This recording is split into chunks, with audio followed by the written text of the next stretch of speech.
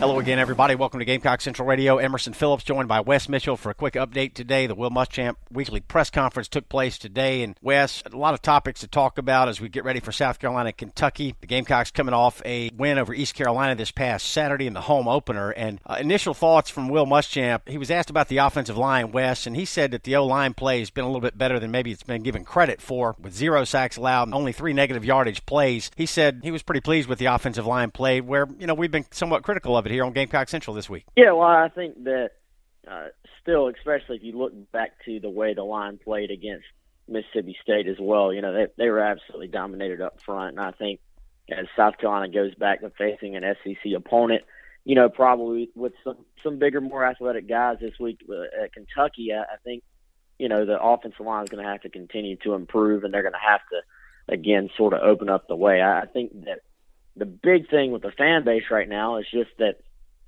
there were such high expectations of this line. This line was built, by us, the media, by the coaching staff, by pretty much everyone to be the strength of the offense. So I think that, there's a certain expectation there for this line to be really, really good. And, they just necessarily haven't been that. I thought there were some good moments against ECU. They're pretty solid in pass protection, although they did roll the pocket a pretty good bit, I felt like. But at the end of the day, I think South Carolina's just going to have to be able to get more from the running game and, create more explosive plays and eliminate some of those 0 or negative yard plays that they've had. Yeah, I think the Gamecocks are certainly looking for improved production with the ground game, and that starts with the offensive line, obviously. But one upside for the ground game, Wes, is that David Williams played very well Saturday, had a big run at the end of the ball game to seal the victory, and he led the Gamecocks in rushing on Saturday. So good to see David Williams getting some quality snaps and contributing to the Gamecock offense. Yeah, I thought that was in fact, I tweeted it during the game, this might be the time to actually just start feeding David Williams. I thought that was the most comfortable he's ever looked. It's the best he's ever run. He had a big catch down the sideline, too, where he did a good job of seeing that McElwain was sort of rolling out of the pocket and sort of turned it upfield to try to get open and got open and made a great catch. I thought that was something where, if you're looking for positives to sort of build on moving forward for the offense, David Williams is definitely one of those, because we've said from the beginning that A.J. Turner cannot do it on his own. It's going to have to be a sort of duo in the backfield. They still hope to get Rico Dowdle back soon too. So, I think this is a situation where it was a major, major positive. Now, as Muschamp also said, he can't be a one-hit wonder. He's got to follow it up by doing the right thing this week at Kentucky as well, but certainly a positive. And, I think David Williams has sort of, in time, learned exactly what's expected of him from this coaching staff. He's learned how he has to practice with this coaching staff, and, we'll see if he can continue that. But, we all know in this league you got to have 2-3 backs, and so that was a big positive for South Carolina. It was, and Muschamp said specifically that he's looking for more consistency on a week-in, week-out basis from David Williams, but that he was pleased with his effort in the win over East Carolina Saturday. Wes, will Rico Dowdle play Saturday against Kentucky? That still remains to be seen. He's still kind of day-to-day. I know they hope to have him back soon. He's been very, very close to being back. But at this point, it's still just a wait and see, I think. Okay, yeah, certainly Rico Dowdle, the freshman out of Asheville, could contribute something at running back, and the Gamecocks would like to have another option there if possible. We've been awaiting Dowdle's debut, but it hasn't happened yet. He's been bothered by some injuries here in the preseason and the early portion of the 2016 schedule. Gamecock Central Radio, Emerson Phillips with Wes Mitchell. We invite you to download the Gamecock Central Radio app. We've got a free phone app that allows you to listen to Gamecock Central Radio podcasts anywhere you receive cell phone service. You can get it on the App Store and on Google Play. To subscribe to this podcast, search for Gamecock Central Radio on iTunes, SoundCloud, and other popular services, or visit radio.GamecockCentral.com. Wes, injury update on Deebo Samuel, the redshirt sophomore receiver, did not play against East Carolina. Will he return against Kentucky? That's what they hope. As Muschamp said, they hope to have him on Saturday, sort of expect to have him, but this has been something that has been an ongoing issue for him, and they've tried to do some research on basically why this is happening, why it's happening to him, and sort of what the, I guess, ongoing issue is that's causing it. So they're trying to sort of maybe not just fix this problem for now, but fix it for his long-term future. So now they're planning on him to hopefully be able to play. Wes, another injury update. Muschamp was asked about Sky Moore, kind of a forgotten man with this 2016 Gamecock football team, all SEC selection last year, leading tackler 3 straight years for the Gamecock defense, cleared to start lifting weights last week, and he has been back in the weight room. Is that correct? Yeah, he's been back in the weight room. He's been able to run. Really, which is anytime you're talking about a neck injury, something involving your head, that this is obviously a blessing for him that he's able to get back and start doing some of those things. So, I think with Sky, this is clearly, a big thing for him personally, because you always even wonder, is the guy going to be able to play again physically when it involves something with his neck? So that's obviously big news for Sky, and, we certainly hope that he can continue to work towards it. Wes, one of the areas of concern for the Gamecock defense going into the season was the safety position, and the Gamecocks got contributions this past Saturday from a couple of new players. Antoine Wilder forced a fumble at a key moment in the second half that the Gamecocks recovered in the end zone to thwart an ECU drive. And then Stephen Montauk, who came in at the start of preseason camp, but he was sort of a late addition. He played well Saturday also. Yeah, and Wilder actually played the nickel spot. So Wilder contributing there.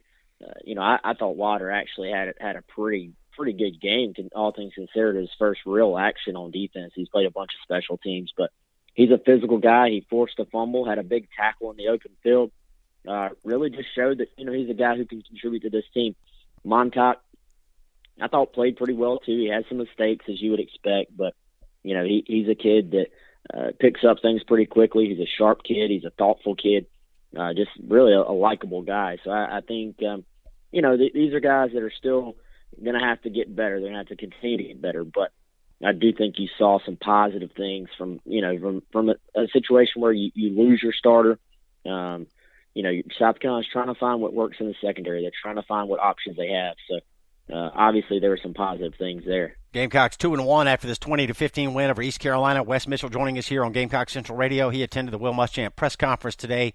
Wes, 7 Gamecocks made their first career start against East Carolina. First career sacks registered by Dennis Wanham and by Keir Thomas. We saw T.J. Brunson get some snaps at linebacker. He was very vocal, leading the Gamecock defense. So the future looks bright for Gamecock football. Yeah, well, I think that you sort of saw the youth movement. I thought Randrikus Davis, who, is a kid that I think we've been kind of high on as a recruit. He got his first major playing time, made some catches. I think you'll see him in the future play a pretty good bit and sort of work his way into that wide receiver rotation. He started in place of Deebo Samuel, but I think you maybe see him potentially be the third guy on the 3 wide receiver formation, with Deebo also on the field, obviously with Brian Edwards. And I think DJ Wanham, that's a kid.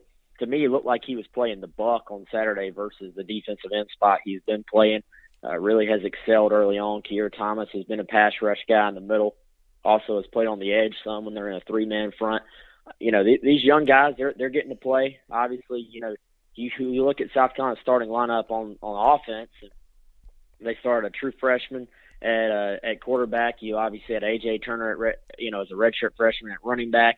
Although I think technically David Williams got the first offensive snap because A.J. Turner had just, returned a kickoff 80 yards. But, in theory, you're talking about a freshman backfield. You were talking about, Brian Edwards and Randrikus Davis, 2 freshman wide receivers. So, yeah, the youth movement is on. I think that was one of the big storylines from the game. And, a lot of these guys actually not only played, but they performed pretty well. So that clearly is a positive, because South Carolina's got to recruit their way out of this situation they're in, but you still want to have a basis of talent to start building around, and I think that's what they have. Yeah, we saw that Saturday. One of the 7 Gamecocks who made their first start in the win over East Carolina was quarterback Brandon McElwain. And Wes, he's been a tremendous game manager. He has not turned the football over. He's got good football instincts. He's an excellent runner. I'm not sure McElwain has got as much praise as he deserves. He's been a rock early in the season for South Carolina. But yeah, and I think these guys, a lot of them are showing why they've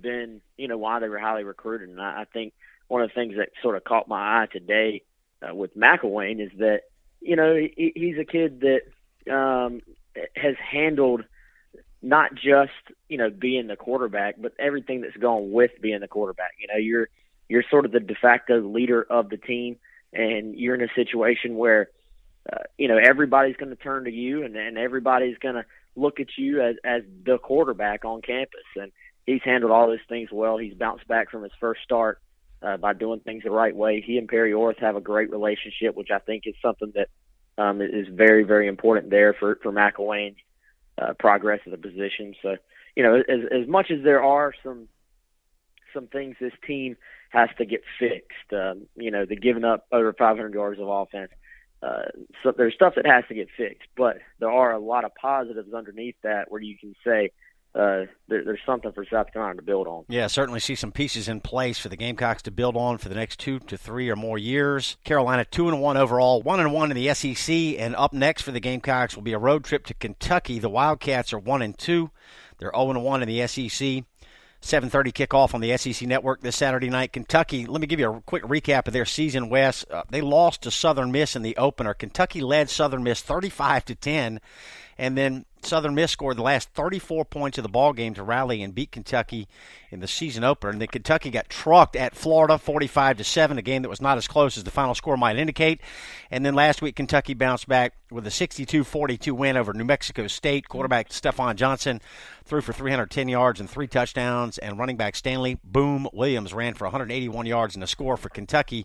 But Wes, this Kentucky team has given up more than 40 points in all 3 games this year, while South Carolina has not scored more than 20 in a game this year. So what gives Saturday night? Well, the answer to that question is, probably the answer of who's going to win the game. I think that, as bad as South Carolina has statistically been on offense, Kentucky has statistically been just as bad on defense. And you don't expect that from a Mark Stoops team. This is a guy who is a defensive-minded coach.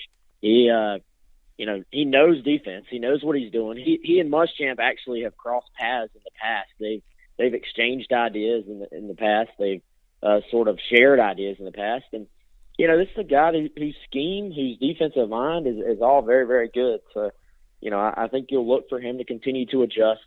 Kentucky obviously has some personnel issues if they're this bad. But, I think Kentucky's defense will improve as the year goes along. But, this is another key game for South Carolina. I think the first thing that sort of strikes me about this one is just in the grand scheme. If South Carolina can win this game, they're already at 3 wins, which obviously was their total from last year, and they've got a pretty good shot at getting to bowl eligibility if they do that, because obviously you got Western Carolina on the schedule, you got UMass on the schedule, and then you look at some other SEC games such as Missouri, I think at home is the other one you kind of circle and say that's a good opportunity for South Carolina to find 6 wins. And then, of course, there's always the chance of knocking off a team along the way. So, I think as far as getting to that key 6 win and showing progress and getting those extra practices, which is, I think, the most important thing for a young team, this is a key football game. All right, Kentucky's been a thorn in the Gamecock side in recent years. Kentucky's won the last 2 meetings in this series. The Wildcats also beat South Carolina back in 2010 when Marcus Lattimore was a freshman. So Kentucky's presented some problems for the Gamecocks, and it'll be interesting to see how things play out. 7:30 kick Saturday night at Kentucky, and it'll be televised on the SEC Network. Wes, great report today. Keep up the good work. Thank you. Thanks, man. We'll talk to you soon. All right, that's Wes Mitchell, and I'm Emerson Phillips, and this is Gamecock Central Radio. Thanks for being with us.